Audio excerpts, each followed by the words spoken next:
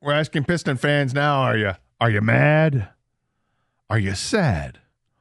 Or are you glad at what we had?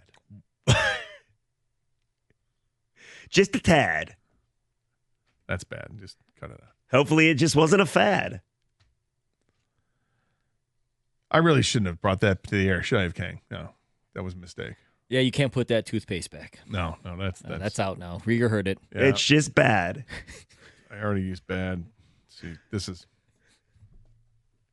I'm going through the alphabet in my head. Yeah. What letter have I not used? By the way, yet? we won again, just so you know. Oh, yeah. Just so you know, yeah. I'm a dad. You're a NAD right now. So we got to take a text coming in. I disagree with your assessment on JB needing it to be toned down.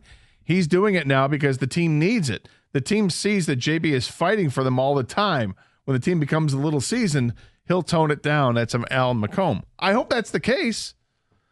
But, I mean, it cost him a free throw last night and a possession. And I don't like it. I think he needs to be better with that. And it wasn't the first time in a series that happened. No, that is true. But again, I mean, they were getting smoked early on in that game, and JB did lose his cool, and it did cost them a point in a possession. But then the Pistons come roaring back and took the lead at the half. So I do think these guys do appreciate it, and they pretty much said so after the game. But you're right. You can't just keep getting technicals. And I gave you the Mike Breen quote, who is like a basketball lifer. And he said during the Knicks broadcast, he's never seen anybody like JB just nonstop go after the officials. So to your point, he probably does have to tone it down a smidge. I got some more text coming in. In a perfect world, I'd love for the Pistons to explore a trade for Sabonis in Sacramento. If Ivy and multiple first-rounders worked, I'd do it in a heartbeat. So Domantas Sabonis is 28 years old and obviously a big fella center. 19 points a game, 14 rebounds a game.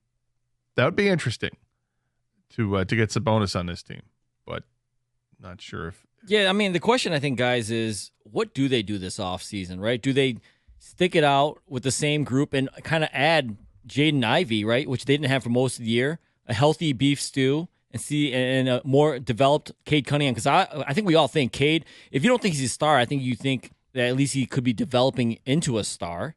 Well, it's not, and it's watching Asar Thompson elevate his game. Yep. Is something else, and we saw, Ron Holland, though, didn't play much at all in the playoffs, which I think was a little disappointing, but he clearly has talent. Ron Holland has a lot of talent. I'd like to see that could develop way more. I mean, that's the route that I'm going right now. Other than making a big splash move. Yeah, I mean, if there's a big move to be made, I'm exploring it to see what the cost is. But if my fallback is, I got Jaden Ivey in my back pocket, who's dying to get back on the floor, who's now playing for a coach that seems like everybody wants to play for this coach. They love this coach. That he and Cade Cunningham were actually gelling together nicely right before he got hurt. I like to see how that works, because Ivy does more of what you want to see Cade do because he does it faster, because he's got more athleticism with that. He's always downhill. Yeah, exactly. He's always running with his hair on fire and gets to the rack and doesn't care about getting drilled. And not that Cade does, but Cade does it at a slower pace, more methodical with it. And he's improved to the point where he's averaging 25, 26 points a game. But Ivy, to me, can be the running partner with him that they need. Everybody is so young that you have the ability, you got the time, you don't have to shake it up greatly, and I think you can see if those two can work together. Now, granted, they were losing when he was healthy, but then, as you mentioned, they started to win, obviously, a little bit towards before he broke his leg. With that being said, if there's a move, then make that move, because they're currently nowhere near good enough to win a championship or even get to the Eastern Conference Finals. But eventually, and it could start as soon as this offseason, the East will fall off a little bit. The Celtics are going to have to trade off pieces. They're looking at a ridiculous luxury tax bill. So things will get shaken up across the league. So if the move's out there, then make the move. But I agree with you. I actually would love to see what this team could do when totally healthy and see how much damage they could do. Yeah, the last 7 games they played together, they were 5-2. And then he got hurt on January 1st. Not awful. But again, I said this earlier. 5-2 is actually a pretty good winning percentage. It's a small sample size, but when you see that they were growing together as a team, and then, he comes there, one of those wins they had was over the Knicks. It's okay. You like to see what you're seeing there. And Jaden Ivey looked like he was starting to figure things out, and specifically with his 3-point shooting. I mean, he was a really good 3-point shooter this year up until the point he got hurt, 40%. I hear you. I want to see it. But again, I said this earlier, and you said it earlier too. The thought of KD potentially being traded, and he's going to get traded. And I know people immediately hear it and say, oh, he's going to ruin the culture. Oh, he's a bad guy in the locker room. Oh, he's going to cost too much money. Oh, he's 37. I can't get past the thought of seeing him and Cade play together. And he loves Cade, by the way. That's the reason I brought it up a couple hours ago. I think, or an hour ago, or whatever it was. I just can't get past what he had to say about him a couple years ago. Just kind of unprovoked. He was just talking. It was unprompted, for sure. Great about it.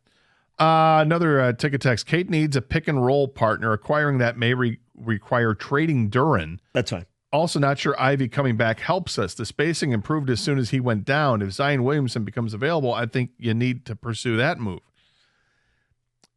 We discussed earlier about Zion. I'm not a fan because he's just never healthy. There's no reliability there. He's going to cost you a ton of money, and there's nothing that says, oh, it's okay, I'll get good use out of him. Can't do it. The thing about it, though, is if you trust this team and culture and leadership, and Langdon already knows them and has already worked with them, man, what a story that would be. I mean, the talent's there. And I'm always a sucker for these kind of stories. If you can just get a guy to come here and he totally conforms and is totally different than where he's been elsewhere, that would be the greatest upside ever. He's still 25 or 24 years old. Still young as hell. I'm looking for a better playoff coach. JB is fine enough, but he can't get it done in the postseason. Same story with him in Cleveland. That's true, but can you maybe give it the first year with the Pistons in the playoffs? Yeah, I mean, this is the first. I mean, the fact that they went from 14 Fire to 44 JB, wins. get rid of him. I mean, maybe give it one more postseason, maybe two. Hey, what's up, guys? I'm extremely proud of the Pistons this year, and Bickerstaff should get Coach of the Year. Jalen Duren is good from the free throw line and needs to develop a 15 to 18-foot jump shot. Something like Antonio McDyess in the early 2000s. They also need a stretch for, like one of the previous callers said, Tim Hardaway is disposable, play hard. We can get a better player than that. Aaron in Rochester. I can't help but think every time I hear Antonio McDyess, I just look at you and I think of something you said one time. Why don't you tell the story, Gator? Tell the story. I was very frustrated. We were doing Pistons postgame shows. Yes, and Jeff was loading sound into our system after a game with some postgame sound. I was sending it down the line, as they say. McDyess was the nicest guy ever, by the way. And Jeff was having issues with sending the stuff down the line. It was just not playing for him properly, was not being recorded back on our end properly, whatever it was. And Jeff getting a little frustrated. He absolutely lost it. And he went into an expletive-laden tirade that I will never forget. And I said, here's effing Antonio McDyess. Yes, that's exactly what you said. Yes. So every time I hear Antonio McDyess' name, all I think about is Jeff Rieger saying, here's effing But to be fair, McDyess. Gator was hosting the show. We did get the audio through, and Antonio McDyess was heard that day. Yeah, you did your job. It was I great. got it done. You did well. I felt a little weird about that. 248-539-9797, the telephone number. So where do Pistons need to get better? What do you think the players specifically have to do? We'll offer our takes on that and get yours as well as we continue here at 97.1 The Ticket.